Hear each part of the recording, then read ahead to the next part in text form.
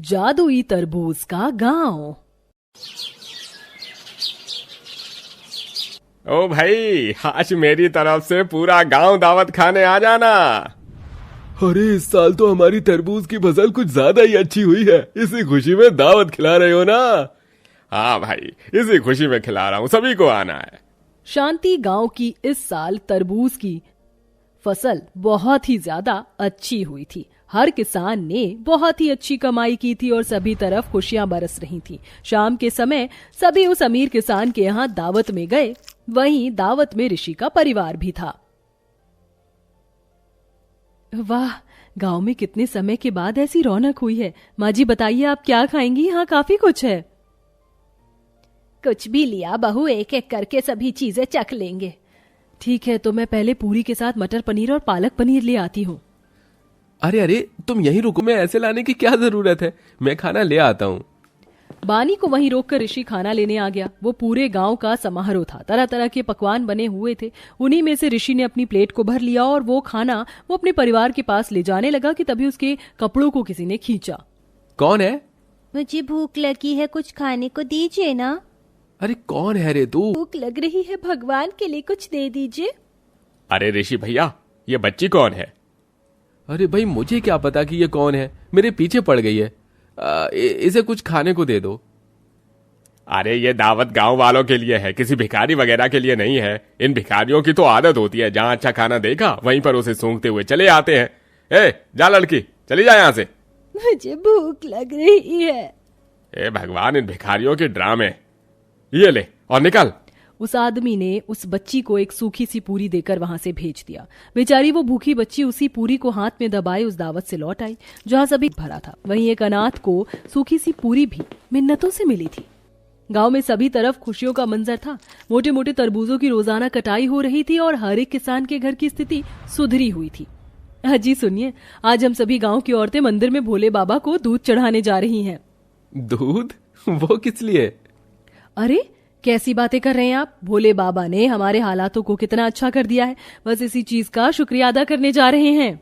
अच्छा अच्छा, ठीक है, जाओ। गांव की सभी औरतें भोले बाबा को दूध चढ़ाने के लिए आ गईं। कोई चढ़ाने के लिए 5 किलो दूध लाई थी तो कोई 8 किलो।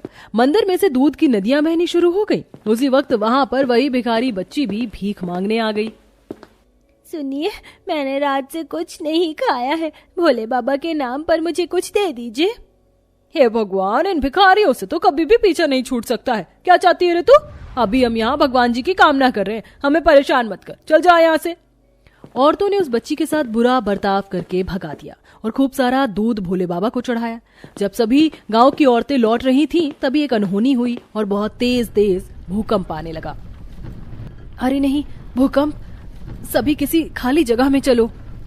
सभी औरतें भूकंप के झटकों से बचने के लिए खाली से मैदान में आ गईं। काफी देर तक भूकंप के तेज तेज झटके लगते रहे और भूकंप के बाद शुरू हुए 1 घंटे तक यही सब चला। और 1 घंटे के बाद गांव की हालत पहचानने लायक नहीं रही। रुक गया, ये सब कुछ अब रुक गया है ना? मेरे घर में मेरे पति, सास ससुर सभी ठीक तो होंगे ना? संभालो बानी खुद को।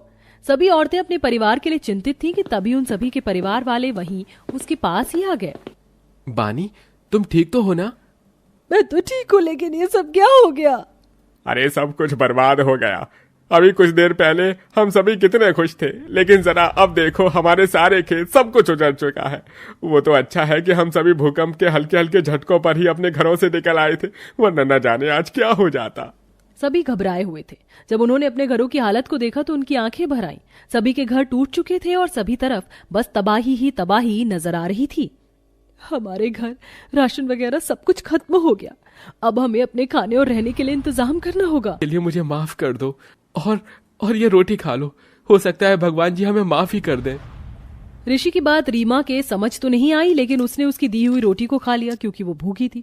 रोटी को खाकर रीमा मुस्कुराई क्योंकि किसी ने उसकी पहली बार ऐसे मदद की थी। बच्ची के चेहरे पर मुस्कुराहट आते ही पूरे गांव में खुशियों की धूप फैल गई।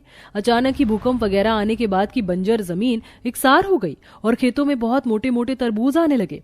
इतना ही नहीं, लोगों के टूटे हुए घर भी जुड़ गए और तरबूज जैसे बन गए। किसी को ये समझ नहीं आया कि तभी आसमान से आकाशवाणी हुई। तुम गांव वालों ने एक बच्ची का दिल दुखाया था, जिसके लिए तुम्हें ये सजा मिली। लेकिन अब तुम्हें सबक मिल गया है, इसीलिए मैं इस गांव को जादुई तरबूज का गांव होने का वरदान दे रहा हूं। लेकिन हाँ, आकाशवाणी सभी ने सुनी थी। ये सुनकर सभी को अपनी हरकत का ध्यान आया और सभी ने उस बच्ची से माफी मांगी। ऋषि ने रीमा को गोद ले लिया ताकि उसे सड़कों पर मारा मारा ना फिरना पड़े। कभी सोचा नहीं था कि एक रोटी इतना कुछ कर सकती है। हमें भगवान जी ने नए जादुई तरबूज के गांव से नवाजा है। आओ आओ इसका जादू देखते हैं। ठीक है, हे जादुई तरबूज गांव, चलो हमें अच्छा अच्छा सा खाना दो। बानी के ऐसे बोलते ही उसके सामने तरबूज से बने हुए आइटम आ गए, जिसे सभी गांव वालों ने एक साथ मिलकर खाया। अरे वाह, हमारा तरबूज का गांव तो कमाल है। सभी एक साथ जादुई डिशेस को खाकर अपने अपने तरबूज के घरों में आए, जिसमें तरबूज के एसी, फ्रिज और बेड वगैरह थे और सभी तरफ बस तरबूज ही तरबूज नजर आ रहे थे। उनका गांव अब पहले से भी ज्यादा अच्छा हो चुका था और अब सभी अपने जादुई तरबूज के गांव में खुशी खुशी रहते थे और अगर कोई उनके गांव में जरूरतमंद आ जाता था तो वो उसकी भी अच्छे से खातिरदारी करते थे।